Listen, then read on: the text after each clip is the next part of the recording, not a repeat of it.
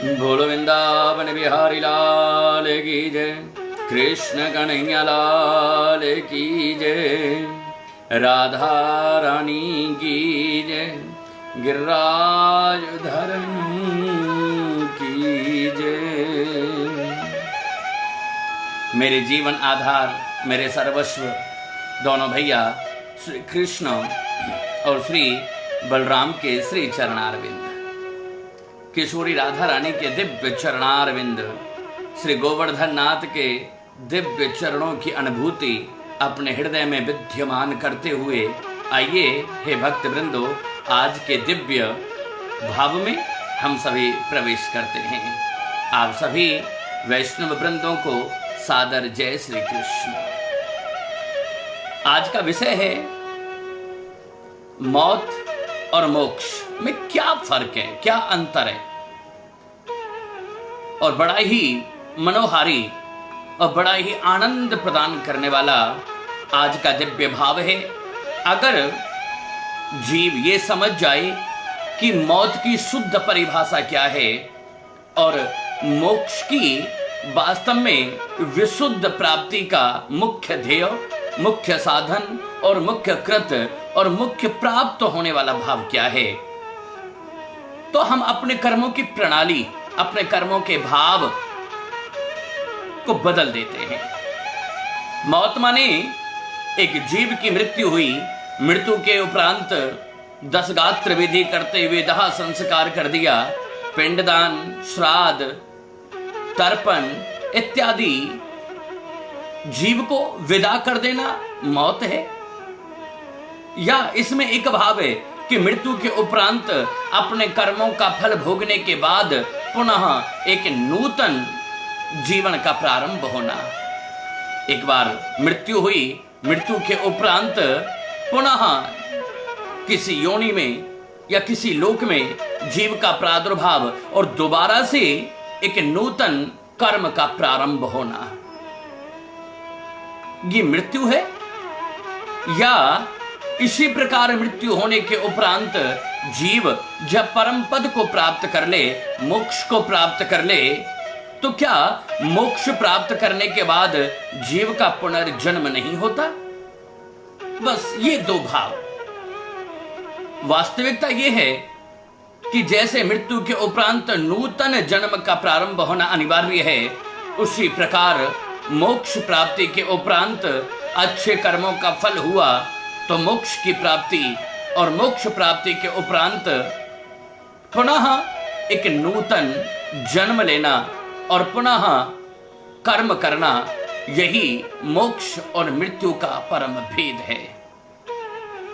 मृत्यु माने कि हम दुस्सह, माने हम अनिष्ट कर्म, हम पाप कर्म करते हुए मृत्यु को प्राप्त हुए तो नरक की यातनाएं, और अपनी मति, अपनी बुद्धि के अनुसार पुनः दोबारा से मन इच्छित अनुसार एक नूतन जन्म प्राप्त ना होना। वो कर्म के ऊपर डिपेंड है कि हमने कैसे कर्म किए और हमारी जो अगली योनि है वो योनि क्या होगी। और मोक्ष, हमने शुभ कर्म किए, मोक्ष को प्राप्त किया, स्वर्ग का सुख भोगा, और फिर पुनः जैसे ही हमारे पुण्य पूर्ण होते हैं वही जीव पुनर्जन्म, पुनः मनुष्य योनि को प्राप्त करता है। ये मोक्ष और मौत में अंतर है, भेद है। और अगर हम इस कलयुग की, इस सांसारिक और लौकिक रीति के अनुसार मौत और मोक्ष की तुलना करें तो बड़ा अद्भुत भाव है। जीते जी हम किसी चीज का त्याग कर दें, हम किसी वस्तु विशेष के ऊपर, हम एक विशेष मोह के ऊपर विजय प्राप्त कर लें, वह मोक्ष है। और जब हम उस मोह के वशीभूत हैं और वशीभूत होकर ही अगर हमारी मृत्यु हो गई तो वही मौत है। उदाहरण के लिए समझिए, हमने नमक को नहीं छोड़ा, खूब कहते रहे अरे भैया इतना नमक खाना शुभ नहीं है, बीपी बढ़ता है, ब्लड शुगर, ब्लड प्रेशर, ये सब बढ़ता है। दैहिक कष्ट की प्राप्ति होगी, लेकिन जीव रुकता नहीं। हमने जीते जी नमक को नहीं छोड़ा।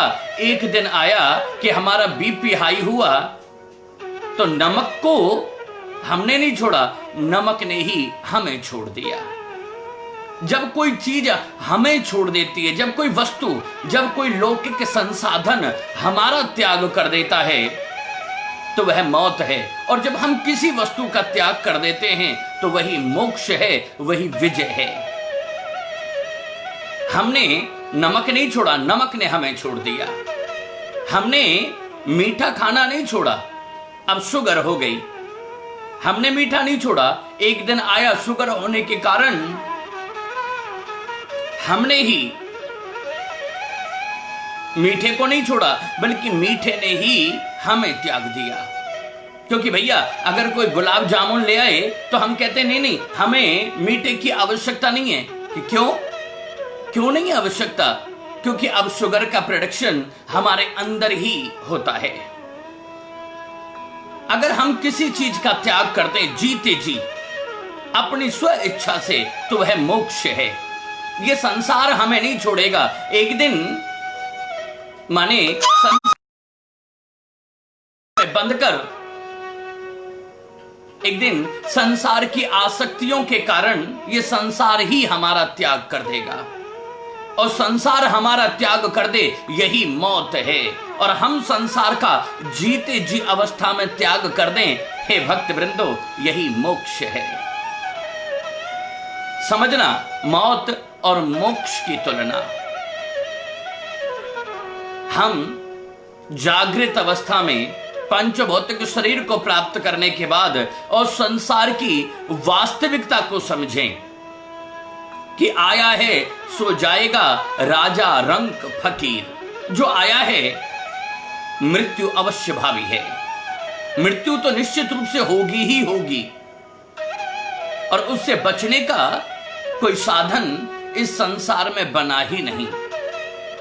कितने ब्रह्म ज्ञानी, कितने जीवात्मा, कितने पुण्य आत्मा इस धरती के ऊपर जन्म लिया, और कितने ही जीवात्मा इस धरती का त्याग करके मौत की गोद में जा बैठे। मौत को हराना इस संसार में सुलभ है ही नहीं। मृत्यु तो आके रहेगी, बस फर्क यह है कि हम अपनी मृत्यु को सुखद बना दें या हम अपनी मृत्यु को दुखद बना दें। अगर हमने अपनी मृत्यु को सुखद बना दिया तो वही मोक्ष है, और दुखद रूप में लौकिक वासनाओं में, सांसारिक धर्म में अगर फंसकर हमारी मृत्यु हुई तो वह मौत है, और इन सब का त्याग करके अगर मृत्यु हुई तो वही मोक्ष है। एक और उदाहरण आप समझिए, मौत और मोक्ष में भेद क्या है। हम अपने बच्चों के लिए, पत्नी के लिए, समाज के लिए, परिवार के लिए, अपने कुटुंब के लिए कितना झूठ बोलते हैं, कैसे कैसे कर्म करते हैं, लेकिन वास्तव में जब जिंदगी में कोई अशुभ समय आता है तो यही रिश्ते सबसे पहले हमें छोड़कर दूर खड़े हो जाते हैं। अर्थात जीव अपने कर्मों के आबद्ध में बंधा है। जब तक कर्म की प्रधानता है, जब तक जीव कर्म करता है, तब तक जीवित है, और जैसे ही कर्म से हीन होगा तुरंत मृत्यु को प्राप्त हो जाएगा। मौत से बचने के लिए, नरक की यातनाओं से बचने के लिए और मोक्ष प्राप्ति के लिए अगर कोई सहज मार्ग है, कोई सहज साधन है जिससे हम मोक्ष की प्राप्ति कर लें, तो वो क्या है? शास्त्र कहते हैं उपाय उपेय वृत्तिश्च। एक होता है उपाय, एक होता है उपेय। समझ के देखिएगा, बड़े आनंद का विषय है। उपाय माने किया जाने वाला कर्म। हम कुछ भी, भूख लगी है, उपाय है भोजन की व्यवस्था करें। प्यास लगी है, उपाय है हम पानी की व्यवस्था करें। कुछ खरीदना है, उपाय है कि धन की व्यवस्था हो। गर्मी है, उपाय है कि हम किसी वृक्ष के नीचे जाकर के और सुंदर पवन का आनंद लें, अपनी गर्मी को दूर भगाएं। समस्या है तो समाधान भी है। अगर मौत नरक के गर्त में भेजती है तो मोक्ष परम आनंद और परम सुख को प्रदान करती है। मौत से मोक्ष की तरफ कैसे बढ़ें, इसका भी शास्त्रों में बड़ा ही सुंदर भाव है। उपाय, कोई ऐसा उपाय करिए जिससे हमें उपेय की प्राप्ति हो जाए। कोई ऐसा उपाय करिए कि हमारी इच्छा की पूर्ति हो जाए।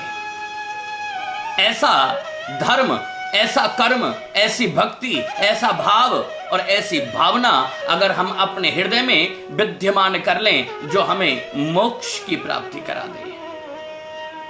लेकिन अभी कलयुग का प्रभाव देखिए, हम मंदिरों में जाते हैं, तीर्थों पर जाते हैं, गुरुद्वार पर जाते हैं,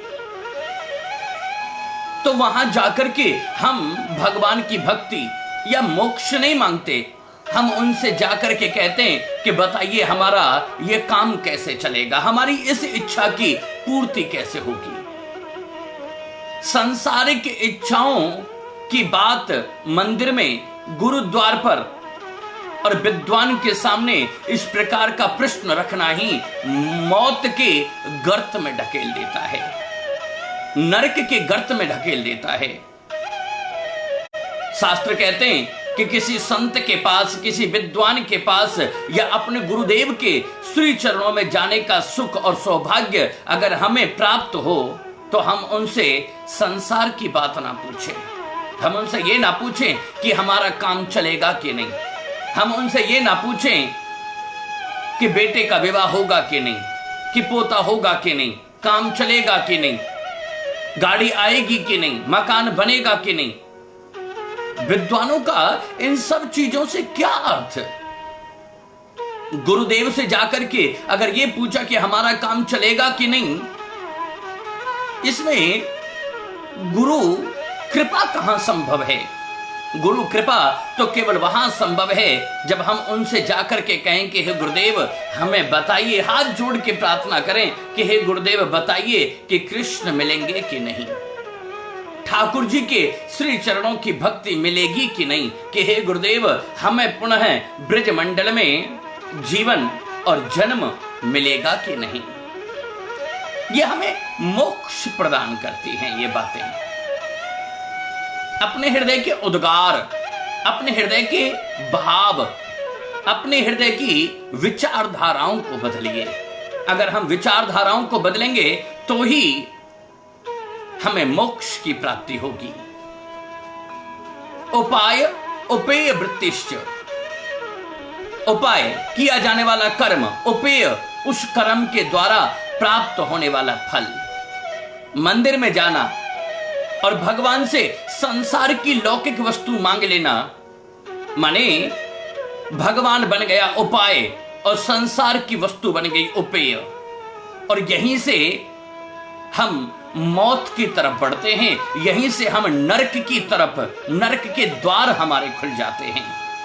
कितना अच्छा होता कि हम विपरीत अवस्था में कार्य करते हैं। हम इस संसार को बनाते उपाय और भगवान को बनाते उपेय।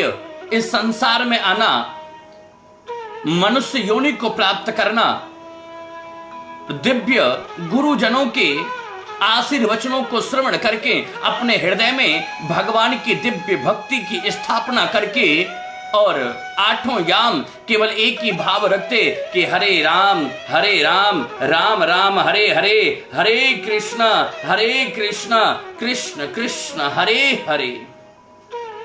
इस महामंत्र का जाप करते और जाप करते करते अगर हम भगवान की दिव्य भक्ति को प्राप्त कर जाते तो ये संसार बन जाता उपाय और भगवान बन जाते उपेय। लेकिन कलयुग के प्रभाव से हमारी बुद्धि, हमारा चित्त, हमारा मन इतना मलिन हो गया कि हमने भगवान को उपाय बना दिया। मंदिर में जाना, तीर्थों पे जाना, गुरुद्वार पर जाना और जाकर के संसार की इच्छा की पूर्ति करवाना, संसार की इच्छा की पूर्ति का निवेदन करना, यही हमें मौत की तरफ ढकेल देता है। ध्यान रखना, जब हम वस्तुओं को छोड़ दें तो मोक्ष है, और जब वस्तु हमें छोड़ दे तो वही मौत है। इसलिए जीते जी अवस्था में कुछ ऐसा कर्म करो कि हम इस संसार में रहकर संसार की वासनाओं से दूर हों और नित्य प्रति हमारे हृदय में श्री किशोरी राधा रानी के दिव्य भाव की स्थापना हो जाए और हम निरंतर श्री जी के, श्री ठाकुर जी के, श्री गोवर्धन नाथ जी के श्री चरणों में अपनी आत्मा की प्रीति लगा बैठे और अपना प्रेम ठाकुर जी से अगर हमने निरंतर किया तो हमें मोक्ष की प्राप्ति होगी। और अगर संसार में उलझे रहे तो हम नरक के गर्त को प्राप्त करने के लिए मौत को प्राप्त कर जाएंगे। यही मौत है और यही मोक्ष है। आप सभी को सादर जय श्री कृष्ण।